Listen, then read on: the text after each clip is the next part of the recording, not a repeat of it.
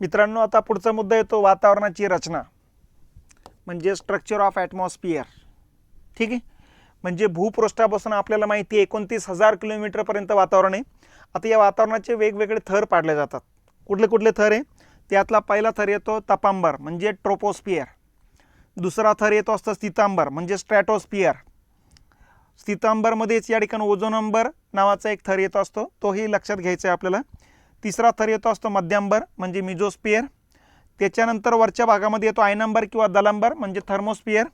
आणि सर्वात वरचा जो थर आहे त्याला म्हणायचं बाह्यांबर म्हणजे एक्झोस्फिअर. तर अशा पद्धतीनं असे हे थर या ठिकाणी लक्षात घेतले पाहिजेत. मग आता यासाठी आपण एक डायग्राम निश्चित करून टाकू. ही आपली पृथ्वी आहे. पृथ्वीवरती या ठिकाणी लक्षात घेतलं पाहिजेत, हे विषुववृत्त आहे. इकडे उत्तर ध्रुव आहे, इकडे दक्षिण ध्रुव आहे. ठीक आहे, आणि यातूनच या ठिकाणी पृथ्वीवरच्या आता हा वातावरणाचा पहिला थर या ठिकाणी लक्षात घेतला पाहिजे आपण. हे 29,000 किलोमीटरपर्यंत वातावरण आहे असं आपण गृहीत धरू. आता मग भूपृष्ठ आहे, आता हे या ठिकाणी हे विषुववृत्त आहे आणि या ठिकाणी उत्तर ध्रुव आहे. ठीक आहे, भूपृष्ठापासून या ठिकाणी 29,000 किलोमीटरपर्यंत वातावरण आहे. या ठिकाणी हे 29,000 किलोमीटर येईल. आणि भूपृष्ठापासून वरच्या थरामध्ये जर बघितलं आपण तर अशा पद्धतीनं थर पाडले जातात. हे पहिला थर आहे, हा दुसरा थर आहे, हा तिसरा थर आहे, हा चौथा थर आहे आणि वरचा पाचवा थर आहे. पहिला थर येतो असतो 18 किलोमीटरपर्यंत. दुसरा थर येतो असतो 60 किलोमीटरपर्यंत. तिसरा थर येतो असतो 80 किलोमीटरपर्यंत. त्यानंतर येतो असतो 640 किलोमीटरपर्यंत आणि त्याच्या पलीकडचा थर येतो असतो 29,000 किलोमीटरपर्यंत. पहिल्या थरामध्ये जसं उंच जावं तसं या ठिकाणी तापमान घटायला लागतं आहे.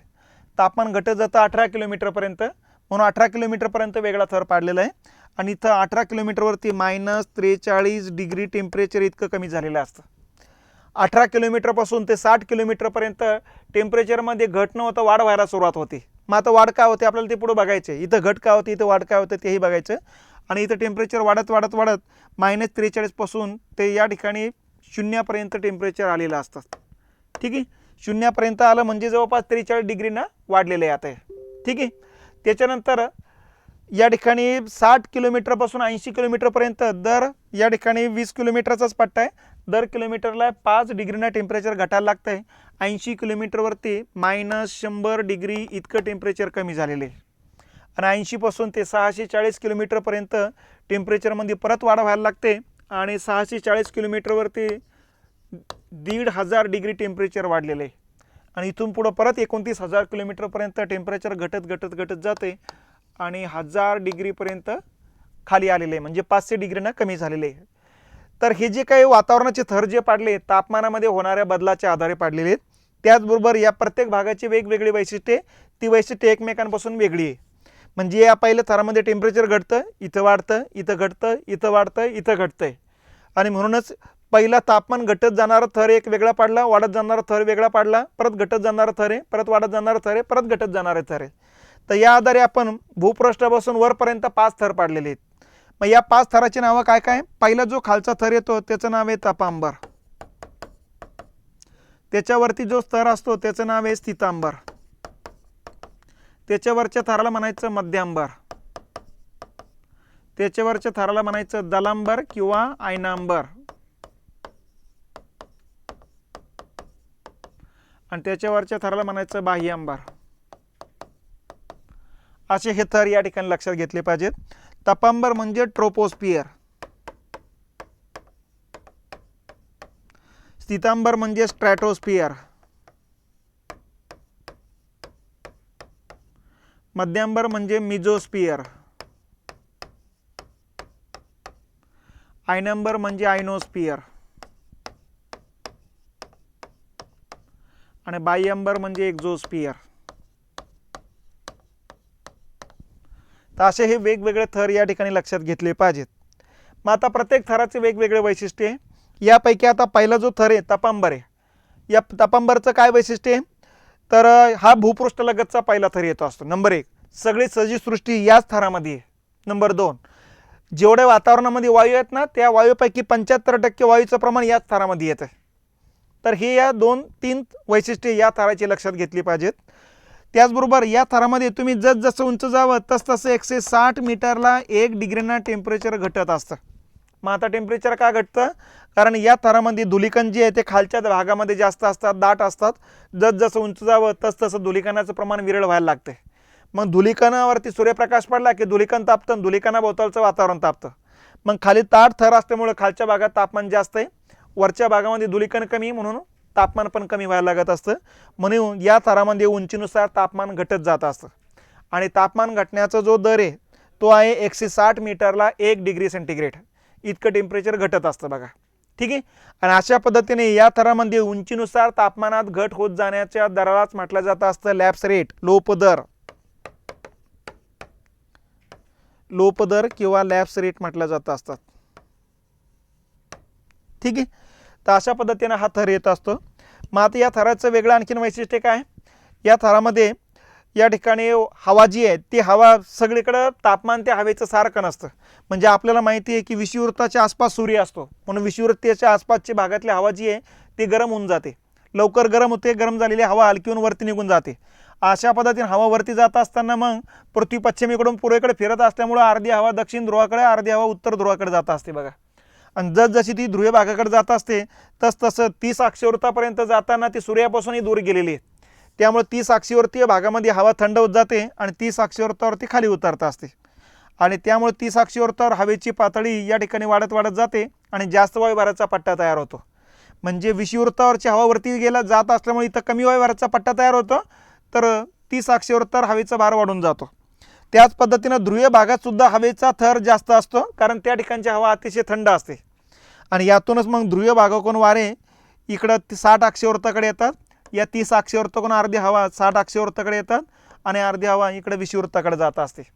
त्यामुळे होतं काय, इथं मग विषुववृत्तावर गेले की गरम होते, गरम झाले की वरती जाते, वरती गेले की इकडे येते, इकडून खाली उतरते, खालून परत इकडे येते. असं हे सर्क्युलेशन चालू राहतं इथं. ठीक आहे. आणि इथं सुद्धा अशाच प्रकारचं सर्क्युलेशन चालू राहतं.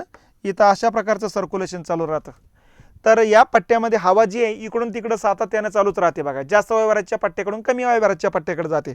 इथं जास्त वाऱ्याचा पट्टा, इथं कमी वाऱ्याचा पट्टा आहे. इथं जमीन वाहताना वारे असे जात असतात. इथं गरम झाले की वरती जातात, परत इकडे खाली उतरत असतात. म्हणून या पद्धतीलाच म्हणायचे हवेचे वहन, उत्सर्जन, अभिसरण. तर या पट्ट्यामध्ये हवेचे वहन, उत्सर्जन, अभिसरण या घटना घडत असतात. ठीक आहे. आणि या घटना घडत असल्यामुळे होतं काय, इथली गरम हवा या भागात येत असल्यामुळे या भागातलं टेम्परेचर थोडं वाढून जात असतं आणि इथली थंड हवा या भागात आल्यामुळे या भागातलं टेम्परेचर खूप जास्त वाढत नसतं. तर अशा पद्धतीनं हवेमधला टेम्परेचरमध्ये समतोल राखण्याचं काम ही हवा करत असते. या हवेच्या सर्क्युलेशनमुळेच या ठिकाणी ढग निर्माण होत असतात, पाऊस पडत असतो, पर्जन्यवृष्टी होत असतात. हे या सर्क्युलेशनचाच परिणाम या ठिकाणी मानला जातो असतो बघा. तर अशा पद्धतीनं हा पहिला थर येतो असतो तापांबर. मग आता या तापांबरचं वैशिष्ट्य काय काय, तर हा थर येतो असतो भूपृष्ठापासून 18 किलोमीटरपर्यंत. नंबर 1. नंबर 2, या थरामध्ये जसं उंच जावं तसं 160 मीटरला 1 डिग्रीनं टेम्परेचर घटतं. अशा पद्धतीनं तापमानात जो काही घट होतो या घटीलाच म्हणायचं लॅप्स रेट किंवा लोपदर. त्याच्यानंतर या थरामध्ये हवा स्थिर नसते. हवा जेवढे वातावरणामध्ये हवा आहे त्यातले 75% हवा तर याच थरामध्ये आहे, परंतु ही हवा स्टेबल नाही, स्थिर नाही. सातत्याने हवा सर्क्युलेशन चालू राहतं. यालाच हवेचं वहन, उत्सर्जन, अभिसरण म्हणत असतो. या हवेच्या अभिसरण प्रवाहामुळे ढग निर्माण होत असतात, तापमानामध्ये चढ किंवा घट होत असते. तर अशा पद्धतीनं यापासूनच विजा निर्माण होत असतात. म्हणून या पट्ट्यात विजा निर्मिती असू द्या, ढगांचे धडका असू द्या, पर्जन्यवृष्टी असू द्या, सगळं या थराशी संबंधित या ठिकाणी वैशिष्ट्ये मानली जातात. आता या थरामध्ये उंची जरी 18 किलोमीटरपर्यंत असली आणि उंचीनुसार तापमान घटत असलं तर हे तापमान 18 किलोमीटरपर्यंत घटत नाही. हे तापमान घटतं 16 किलोमीटरपर्यंतच. तर जसं उंच जावं तसं तापमान घटायला लागतंय आणि 16 किलोमीटरपर्यंत टेम्परेचर घटत असतं. 16 ते 18 किलोमीटरचा जो पट्टा आहे या पट्ट्यामध्ये उंचीनुसार तापमान घटत नाही आणि वाढत नाही. अशी या संक्रमण पट्ट्याला म्हणायचं तपस्तब्दी, ट्रोपोपोज. आलं लक्षात. तर अशा पद्धतीनं ते नाव पडतं असतं बघा, ट्रोपोपोज किंवा तपस्तब्दी किंवा तपांबरची टोपी म्हणतात त्याला. ठीक आहे. तर अशा पद्धतीनं तपांबर आणि सितंबर यांना अलग करणारा हा संक्रमण पट्टा या ठिकाणी लक्षात घेतला पाहिजेत. तर हा 18 किलोमीटरचा पहिला थर येतो, त्याला म्हणायचं तपांबर, ट्रोपोस्फिअर. आणि हे ट्रोपोपोज आहे. ठीक आहे. आता पुढचा जो भाग आहे तो 18 किलोमीटरपासून 60 किलोमीटरपर्यंतचा जो पट्टा असतो याला म्हणायचं स्थितांबर, स्ट्रॅटोस्फिअर. ठीक आहे. आता हा जो स्थितांबरचा एरिया येतो असतो हा या ठिकाणी बेसिक मुद्दे लक्षात घ्यायचे. भूपृष्ठापासून हा पट्टा 18 किलोमीटरपासून सुरुवात होतो. आता हा थर फिक्स आहे, पण हा थर फिक्स नसतो. तपांबर कसा आहे, विषुववृत्तीय भागात 18 किलोमीटरपर्यंत येतो, ध्रुवीय भागात 6 किलोमीटरपर्यंतचे. पण तसं स्थितांबरचं नाही. हा विषुववृत्तीय पट्ट्या ते 18 ते 60 आहे आणि इकडं 6 पासून सुरुवात होतो तर 60 पर्यंतचे. इकडं कमी जास्त प्रमाणात काही नाही. त्याचबरोबर या थराला नाव पडतं स्थितांबर. त्याचं कारण आहे की या पट्ट्यामध्ये हवा सगळीकडे स्थिर असते आणि तापमान सुद्धा स्थितीत समांतर स्थिर असते. इथं तसं नाही. इथं विषुववृत्तीय पट्ट्यामध्ये तापमान जास्त आहे, ध्रुवीय पट्ट्यामध्ये तापमान कमी आहे. पण इथं विषुववृत्तीय वरच्या भागामध्ये इथं टेम्परेचर जास्त आहे, ध्रुवीय भागातलं या किलोमीटरवरती टेम्परेचर तेवढंच आहे. म्हणजे स्थितीत समांतर टेम्परेचर समान असतं आणि हवासुद्धा इकडं या थरासारखी इकडून तिकडं अशी वाहत नसते. हवा स्टेबल असते, स्थिर असते. मग हवा आणि तापमान स्थिर असल्यामुळे या पट्ट्याला नाव पडतं स्थितांबर म्हणजे स्ट्रॅटोस्फिअर. ठीक आहे. मग आता या थराचं वैशिष्ट्य काय, तर या थरामध्ये आपल्याला माहिती आहे की टेम्परेचर जे आहे -43 पासून 0 पर्यंत वाढत जाते. म्हणजे जवळपास 43 डिग्री टेम्परेचर वाढत जात असतं. मग आता या थरामध्ये टेम्परेचर वाढण्याच्या पाठीमागचं कारण काय, तर त्याचं प्रमुख कारण म्हणजे 20 पासून ते 50 किलोमीटरपर्यंतचा जो पट्टा आहे हा, या पट्ट्यामध्ये O3चं प्रमाण सर्वाधिक आहे. O3 म्हणजे ओझोन. ठीक आहे. म्हणजे ओझोन म्हणजे सूर्य. आपल्या या ठिकाणी लक्षात घेतलं पाहिजे, ऑक्सिजनच्या 3 अणूपासून तयार होणारा ओझोनचा एक अणू आहे. 3 रेणूपासून एक अणू तयार होत असतो. ठीक आहे. तर त्याला O3 म्हटलं जात असतात किंवा ओझोन म्हटलं जात असतं. हा या ठिकाणी निळसर रंगाचा वायू आहे, अतिविषारी वायू असतो हा. या ठिकाणी तो सरासरी 20 ते 50 किलोमीटरच्या पट्ट्यामध्ये असतो, पण सगळीकडे सारख्या नाही. विषुववृत्तीय पट्ट्यामध्ये हा जो थर आहे अतिशय दाट असतो आणि जसजसं तुम्ही ध्रुवाकडे जाणार तसतसं विरळ बनतो असतो. आता या ठिकाणी दाट का असतो, कारण ज्या ठिकाणी तापमान जास्त आहे त्या ठिकाणी ऑक्सिजनचे 3 अणू एकत्र येण्याची शक्यता जास्त असते. मग सर्वात जास्त तापमान विषुववृत्तीय पट्ट्यामध्ये आहे, म्हणून सर्वात जास्त दाट थर हा 20 ते 50 किलोमीटरमध्येच, परंतु विषुववृत्ताच्या वरच्या भागात दाट असतो. ध्रुवावरती 20 ते 50 किलोमीटरच्या पट्ट्यामध्ये विरळ असतो. म्हणून विषुववृत्ताकडून ध्रुवाकडे जाताना ओझोनचं प्रमाण कमी कमी होत जाताना दिसते. ठीक आहे. मग आता ओझोन जो आहे, या ओझोन नाव जी आहे ती ग्रीक भाषेतून आलेलं नाव आहे. फ्रेडरिक ख्रिस्ती नावाच्या शास्त्रज्ञांनी पहिल्यांदा या नावाचं किंवा या वायूचं माहिती दिलेली आणि याला त्याने नाव दिलेले ओझोन. ठीक आहे. हा ग्रीक भाषेतला शब्द आहे ज्याचा अर्थ होतो वास घेणे. ठीक आहे. तर 1800 या ठिकाणी 20च्या कालखंडामध्ये या वायूचा शोध लागला गेलेला आहे. त्याच्यानंतर 1860च्या कालखंडामध्ये बी ब्रॉन्डी नावाच्या शास्त्रज्ञाने सांगितलेले आहे की ओझोन ऑक्सिजनच्या 3 अणूपासून तयार होतो, म्हणून त्याला O3 म्हटलं जातं असतं. तर हे बी ब्रॉन्डी नावाच्या शास्त्रज्ञाचं योगदान होतं. 1920च्या कालखंडामध्ये GMB डॅप्सॉन नावाचा जो काही शास्त्रज्ञ होता, GMD, तर यांनी सांगितलं होतं की यांनी ते ओझोन मोजण्याचे एकक तयार केलेले आहे, ज्याला डॅप्सॉन युनिट म्हटलं जातं असतं, DU असं म्हटलं जातं असतं.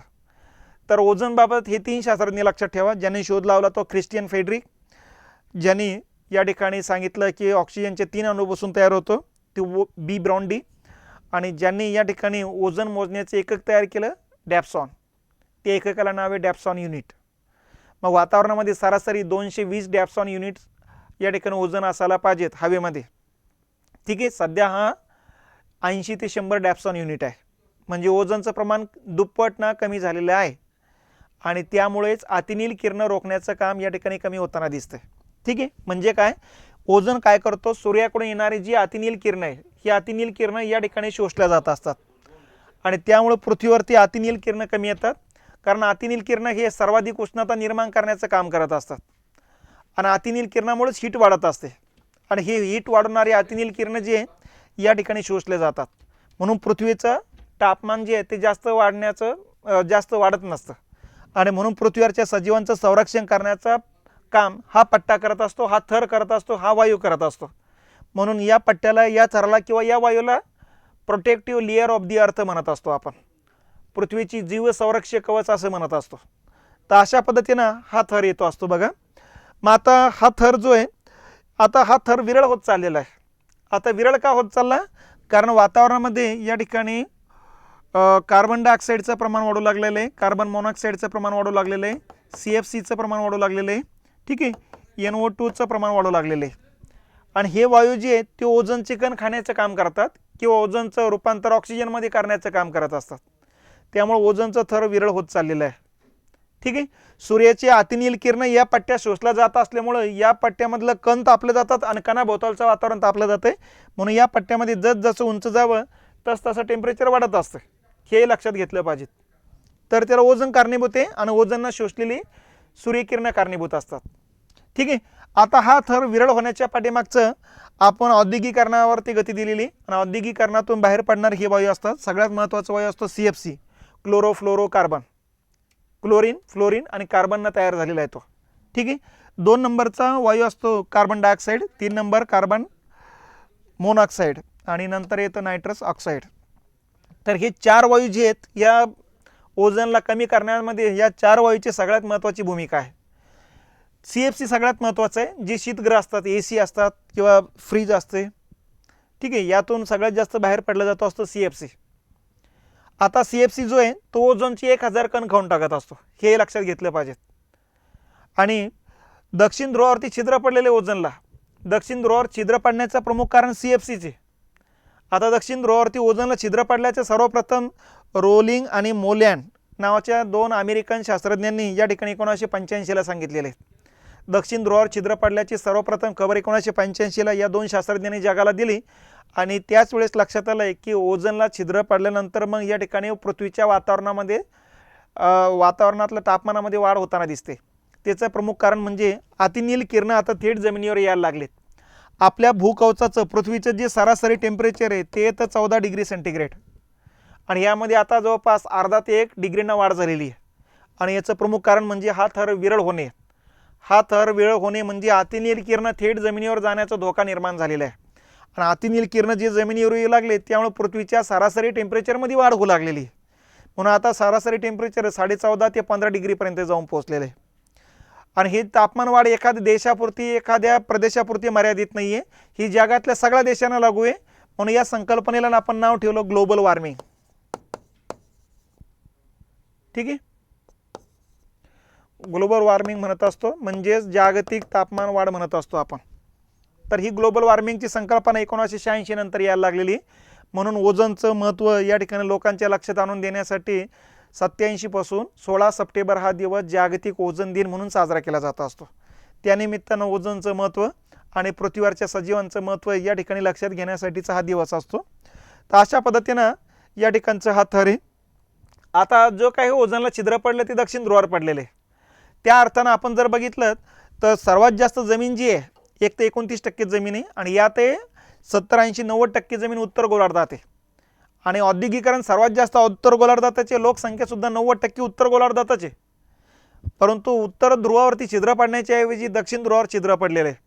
आणि हे दक्षिण ध्रुवावर छिद्र कशामुळे पडले तर दक्षिण ध्रुवावरती अंटार्क्टिका खंड आहे आणि जमिनीचा भाग ज्या ठिकाणी आहे त्या ठिकाणी दिवसाचं तापमान जास्त होतं, रात्रीचं कमी होतं, उन्हाळ्यातलं खूप जास्त होतं, हिवाळ्यातलं खूप कमी होतं. उत्तर ध्रुवावरती आर्कटिक महासागर आहे. महासागराचा पार्ट असेल तर दिवसाचं तापमान खूप जास्त वाढत नाही, रात्रीचं खूप कमी होत नाही, उन्हाळ्यातलं खूप जास्त वाढत नाही, हिवाळ्यातलं खूप कमी होत नाही. तिथे सम हवामान असतं. आणि म्हणून दक्षिण ध्रुवावरती जमीन असल्यामुळं हिवाळ्यामध्ये टेम्परेचर खूपच कमी होतं आणि त्यामुळे वातावरणामध्ये बर्फाचे ढग तयार होतात. आणि या बर्फाच्या ढगासोबत CFC संयोग पावतो आणि नंतर मग CFC वेगळा होतो. वेगळा होताना या ठिकाणी C वेगळा होतो, F वेगळा होतो, हा C वेगळा होतो. म्हणजे क्लोरीन वेगळा होतो, फ्लोरीन वेगळा होतो, कार्बन वेगळा होतो. मग आता अगोदर CFC एकत्र असताना 1000 कण खात होतं ओझोनचे. आता एकटा क्लोरीनच 1 अब्ज कण खाऊन टाकतो. फ्लोरीन 1000 कण खातो, कार्बन 1000 कण खातो. हा क्लोरीन सगळ्यात खतरनाक असतो बघा. 1 अब्ज कण खाऊन टाकत असतो. त्यामुळे दक्षिण ध्रुवावरती एकदम तो ओझोनचा जो थर आहे तो पातळ झाला आणि नंतर आता छिद्र पडलेले. एक तर ध्रुवीय भागामध्ये ओझोनच कमी असतो, विषुववृत्तीय पट्ट्यात दाट असतो आणि जसं ध्रुवाकडे जावं तसं तो विरळ होत जातो. ध्रुवीय भागातच विरळ असताना या ठिकाणी दक्षिण ध्रुवावरती छिद्र पडतं. त्याचं प्रमुख कारण त्या ठिकाणचा खंड त्याला कारणीभूत असतो. आणि म्हणून हिवाळा संपला की नंतर उन्हाळ्यामध्ये बर्फाची ढगं तयार होत नाही आणि त्यामुळं हे छिद्र पण हळूहळू बुजत जायला लागतं बघा. आणि हिवाळा सुरू झाला की परत वाढायला लागतं. तर या पद्धतीनं हा थर या ठिकाणी लक्षात घेतला पाहिजेत. तर ही झाली स्थितांबरबद्दलची माहिती. आता स्थितांबरच्या सुद्धा शेवटी म्हणजे 58 ते 60 किलोमीटरचा जो पट्टा आहे, या पट्ट्यामध्ये उंचीनुसार तापमानात वाढही होत नाही आणि घटही होत नाही. म्हणून या 2 किलोमीटरच्या पट्ट्याला, 58 ते 60 किलोमीटरच्या पट्ट्याला या ठिकाणी स्थितस्तब्धी म्हटलं जात असतं. हे लक्षात घेतलं पाहिजे.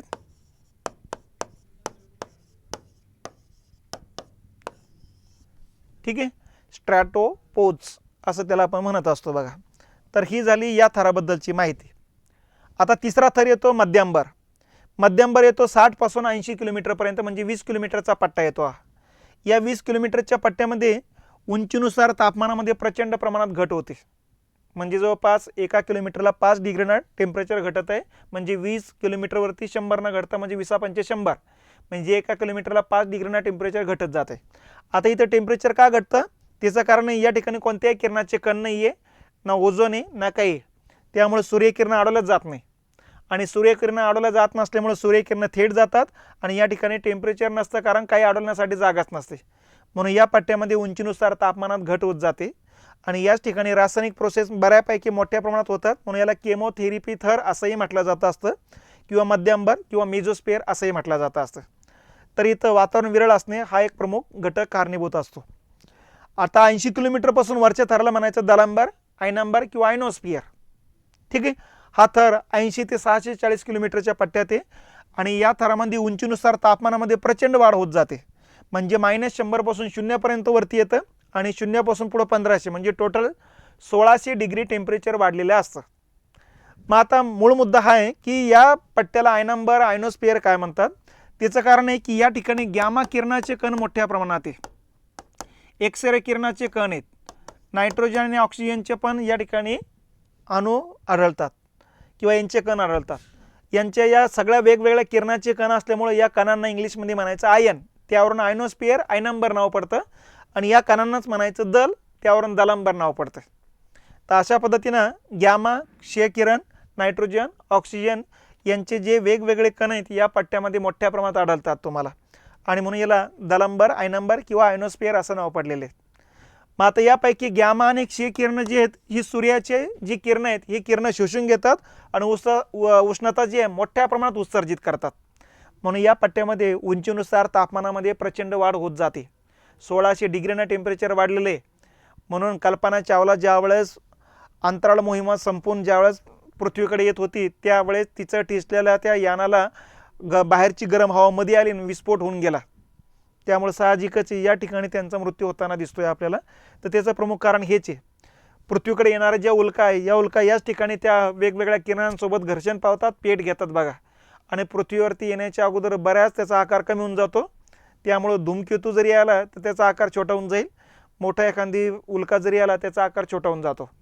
तर अशा पद्धतीनं या ठिकाणी पेट घेण्याचं प्रमुख कारण हेच आहे की वेगवेगळ्या किरणांचे कण या ठिकाणी असतात, जी हीट निर्माण करण्याचं काम करत असतात. ठीक आहे, मग आता या थरामध्ये सुद्धा उपथर पाडले जातात. मग आता उपथर कुठले कुठले पाडले जातात. पहिला उपथर असतो बघा 80 ते 100 किलोमीटर, दुसरा उपथर असतो 100 ते 150 किलोमीटर आणि तिसरा उपथर असतो 150 ते 350 किलोमीटर. अशा पद्धतीनं 3 उपथर या ठिकाणी लक्षात घेतले पाहिजेत. पहिला जो उपथर आहे त्याला म्हणायचं डी थर, दुसऱ्या थराला म्हणायचं ई थर आणि तिसऱ्या थराला म्हणायचं एफ थर. ठीक आहे, पहिला थर जो आहे या पहिल्या थरामधून दीर्घ लहरी परावर्तित होत असतात. आता पृथ्वीकडून निघालेल्या जे लहरी आहेत, दीर्घ लहरी, वेगवेगळ्या लहरी पृथ्वीवरून जात असतात, मध्यम लहरी, लघु लहरी, दीर्घ लहरी. यापैकी दीर्घ लहरी जे असतात, ज्याची वेव्ह जी असते जवळपास 150 ते 200 किलोहर्ट्झ इतकी वेव्ह त्याची असते, त्या लहरी या ठिकाणून परावर्तित होत असतात जमिनीकडं. ठीक आहे, त्याच्यानंतर ई थरातून मध्यम लहरी परावर्तित होत असतात आणि एफ थरातून लघु लहरी परावर्तित होत असतात. म्हणजे असे वेगवेगळ्या लहरी परावर्तित होणारे हे थर आहेत. त्या अर्थी त्याला डी थर, ई थर, एफ थर असे नाव दिलेले. यापैकी डी थराला ॲपंटन थर असंही म्हणत असतो, ई थराला केनिली हेविसाइड थर असंही म्हणत असतो, कारण या थराचा शोध किंवा माहिती केनिली हेविसाइड नावाच्या शास्त्रज्ञांनी लावलेली आहे. म्हणून त्याला केनिली हेविसाइड थर असंही म्हणण्याच्या पद्धती असतात. तर अशा पद्धतीने या लहरी या ठिकाणी लक्षात घेतल्या पाहिजेत. आता जो डी थर आहे 80 ते 100 किलोमीटरच्या पट्ट्यामध्ये इथून दीर्घ लहरी परावर्तित होतात. ठीक आहे, या दीर्घ लहरी जी आहे ते दिवसाच परावर्तित होत असतात, रात्री परावर्तित होत नसतात. ठीक आहे, आणि म्हणून त्याचा व्यावहारिक उपयोग आपण करत नसतो. त्याच्यानंतर जो ही थर आहे तिथून मध्यम लहरी परावर्तित होत असतात, त्याही दिवसाच परावर्तित होत असतात, रात्री परावर्तित होत नसतात, म्हणून त्यांचा हे व्यावहारिक उपयोग आपण करत नसतो. आणि ज्या एफ थर आहेत तिथून लघुलहरी परावर्तित होत असतात, या लघुलहरी दिवसाही परावर्तित होतात, रात्रीही परावर्तित होतात, आणि म्हणून त्याचा व्यावहारिक उपयोग आपण करत असतो. मग कुठे करत असतो? आपलं जे रेडिओचं प्रक्षेपण चालतं आहे, आकाशवाणी पुणे केंद्र आहे, आकाशवाणी औरंगाबाद, जळगाव, परभणी, तर अशा पद्धतीने इथे रेडिओचे जे स्टेशन्स आहेत, तर हे रेडिओचं जे काही कार्यक्रम चालतात या लघुलहरीवरती डिपेंड आहे. या लघुलहरीलाच म्हणायचं बिनतारी यंत्रणाची लहरी किंवा रेडिओ लहरी. ठीक आहे, कारण रेडिओचं प्रक्षेपण चालतं आहे म्हणून. आणि बिनतारी यंत्रणाची लहरी याकरता म्हणतात की पोलिसांकडे जी वॉकी टॉकी असते ते वॉकी टॉकीचं काम या ठिकाणी या लहरीवरती डिपेंड असतं. मग आता वॉकी टॉकी आणि मोबाईलमध्ये काय फरक आहे? वॉकी टॉकी बिनतारी आहे, मोबाईल पण बिनतारी आहे, परंतु मोबाईलचं काम चालतं सॅटेलाईटवरती. ठीक आहे, सॅटेलाईटची ज्या भागात रेंज आहे, जिथं खाली टावर वाढलेले आपण बसवलेले, त्या टावरच्या या ठिकाणी जवळपास 15-20 किलोमीटरच्या पट्ट्यामध्ये ती रेंज असते, आणि त्या पट्टा सोडला पलीकडे गेले की रेंज मग तुमची संपुष्टात येऊन जाते, त्यामुळे तुमचा मोबाईल स्विच ऑफ होऊन जातो किंवा बंद होऊन जातो. ठीक आहे, रेंज नसलेला होऊन जातो बघा. पण वॉकी टॉकी असेल तर तुम्ही कुठेही जा, डोंगरावर जा, जंगलात जा, एखाद्या खाणीत जा, कुठे जा, त्या ठिकाणी ती रेंज चालूच असते. ठीक आहे, कारण ती पूर्ण पृथ्वीशी संबंधित असते बघा. तर या पद्धतीनं आपल्या या ठिकाणी बिनतारी यंत्रणाचं लहरी किंवा रेडिओ लहरी याच लघुलहरीला नाव पडलेले आहे. आता डी लहरी आणि दीर्घ लहरी आणि ज्या मध्यम लहरी आहे त्याचा व्यावहारिक उपयोग करीत जरी नसलो आपण तरी त्याच्यावर लक्ष ठेवून असतो. त्याचं कारण हेच आहे की या लहरी कधी कधी दिवसाही येणं बंद होऊन जातात, दिवसाही परावर्तित होणं बंद होऊन जातात. त्याचं कारण म्हणजे सूर्यावरती आपल्या बाजूने जर डाग निर्माण झालाच तर या लहरी दिवसाही बंद होऊन जातात, आणि दिवसा जर बंद झाल्या की आपल्याला समजण्याचं एकमेव माध्यम आहे की सूर्यावरती आपल्या बाजून डाग निर्माण झाला आहे की नाही. आपल्या बाजून डाग निर्माण झाला की ते दिवसा परावर्तित होणं बंद होतात. त्याच वेळेस आपण समजून घ्यायचं की पृथ्वीचं पुढच्या कालखंडात टेम्परेचर वाढणार आहे, कारण सूर्यावरती आपल्या बाजूनं डाग निर्माण झालं म्हणजे आपल्या बाजूनं तिथं वादळ आलेले आणि चारही बाजूची हीट जी आहे त्या ठिकाणी केंद्रित झालेली आहे, आणि त्या ठिकाणी हीट केंद्रित झाल्यामुळे तो काळ्या रंगाचा चट्टा पडून जातो त्या ठिकाणी, आणि प्रचंड हीट जी आहे ती सूर्यापासून पुढं लोटलं जाते आणि पुढं पृथ्वी असते बघा. त्यामुळे ही सगळी हीट पृथ्वीवर येण्याचा धोका असतो, आणि ही सगळे हीट पृथ्वीवर आली की त्या वर्षी सरासरी पृथ्वीचं टेम्परेचर वाढून जाते, 4-5 डिग्रीनं सहज वाढून जाते. आणि 4-5 डिग्रीनं जर पृथ्वीचं टेम्परेचर वाढलं तर मग बाकीच्या घटना आपण समजून घ्यायला पाहिजेत. एक तर या ठिकाणी जमिनी कोरड्या पडण्याची शक्यता आहे, बऱ्याच वनस्पती नष्ट होण्याची शक्यता आहे, त्याच्यानंतर पाण्याचं बाष्पीभवन बऱ्याच पटीनं वाढण्याची शक्यता आहे. दुसऱ्या बाजूला वाढत्या तापमानामुळं कॅन्सर किंवा हाडाचे या ठिकाणी आजार वेगवेगळे होण्याची शक्यता आहे, मोतीबिंदूसारखे आजार होण्याची शक्यता आहे, व्यक्तीची प्रतिकारशक्ती कमी होण्याची शक्यता आहे. दुसऱ्या बाजूला पाण्याचं बाष्पीभवन झाल्यामुळं ढग मोठ्या प्रमाणात निर्माण होणार आहे, म्हणजे पुढच्या कालखंडामध्ये ढगफुटी किंवा महापुराच्या घटना येण्याची शक्यता नाकारता येणार नाही. तर असे हे पुढचे अंदाज बांधण्यासाठी आपल्या सूर्यावरती आपल्या बाजूनं डाग निर्माण झाले की नाही हे समजण्यासाठीचा मार्ग म्हणजे या दीर्घ आणि मध्यम लहरी असतात. म्हणून व्यावहारिक उपयोग जरी आपण त्याचा करत नसलो तरी या ठिकाणी पृथ्वीच्या डायरेक्शनात त्याचा आधार घ्यावाच लागत असतो.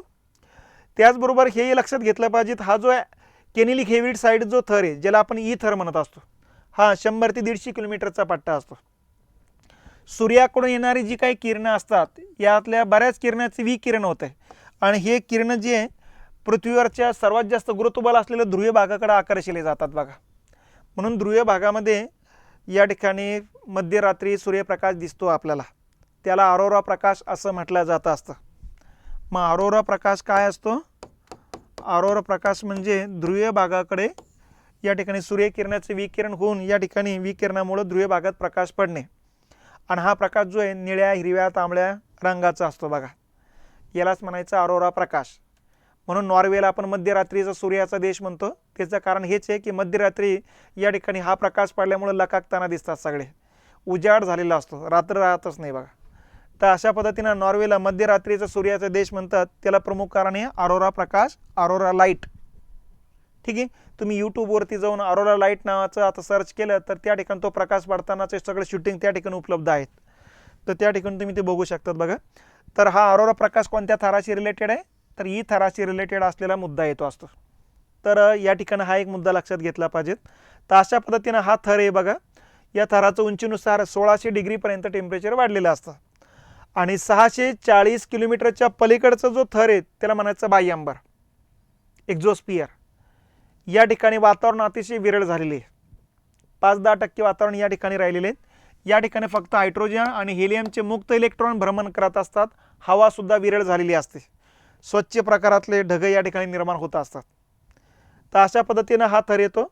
हा इथं आता निळसर रंग न राहता हळूहळू काळसर रंगाचं म्हणायला लागतंय, कारण पलीकडं अवकाश चालू होऊन जातं जे काळ्या रंगाचं असतं. तो वातावरणाचा हा वारचा चोर जो आहे तो निळा रंग अतिशय कमी होतो, काळ्या रंगामध्ये रूपांतरित व्हायला लागत असतो. या थरामध्ये फक्त हायड्रोजन आणि हिलियमचेच कण आहे, बाकीचं काहीही नाही. म्हणून जसजसं उंचीनुसार याचं टेम्परेचर घटायला लागत असतं बघा. आणि घटत 29,000 किलोमीटरवरती 1000 डिग्रीपर्यंत टेम्परेचर झालेले. 1500पेक्षा 1000 म्हणजे 500 डिग्र्यांना कमी. म्हणून या थरात उंचीनुसार तापमान घटते आणि उंचीनुसार तापमान घटण्याचं प्रमुख कारण म्हणजे या ठिकाणी वातावरण विरळ झालेलं असतं. सूर्यकिरण अडवण्यासाठी काही जास्त इथं घटक नसतात, फक्त हायड्रोजन आणि हेलियमचे मुक्त इलेक्ट्रॉन भ्रमण करत असतात. तर अशा पद्धतीनं भूपृष्ठापासून वरती जाताना क्रमानं लागणारे थर लक्षात घेतले पाहिजेत. तपांबर, वरती स्थितांबर, त्याच्यावरती मध्यांबर, त्याच्यावरती दलांबर आणि त्याच्यावरती बाह्यांबर. कधी कधी भूपृष्ठाकडे येताना क्रमानं लागणारे थर विचारतात. मग वरतून खाली जाताना मग बाह्यांबर, दलांबर, मध्यांबर, स्थितांबर, तपांबर. ठीक आहे. कधी कधी प्रश्न विचारतात या 5 थरापैकी सर्वात जास्त म्हणजे उंचीनुसार तापमानात वाढ होणारे थर कोणते कोणते. मग पहिला स्थितांबर आहे, त्याच्यानंतर या ठिकाणी दलांबर आहे की ज्याच्यामध्ये उंचीनुसार तापमानात वाढ होत जाते. आणि 3 थर असे आहेत, तपांबर, मध्यांबर आणि बाह्यांबर. या तिन्ही थरामध्ये उंचीनुसार तापमानामध्ये घट होत जात असते. तर अशा पद्धतीनं ही मुद्दे या ठिकाणी लक्षात घेतले पाहिजेत. आणि या ठिकाणी सर्वात जास्त प्रश्न येण्याची शक्यता तपांबर आणि स्थितांबरबद्दलच आहे. ठीक आहे.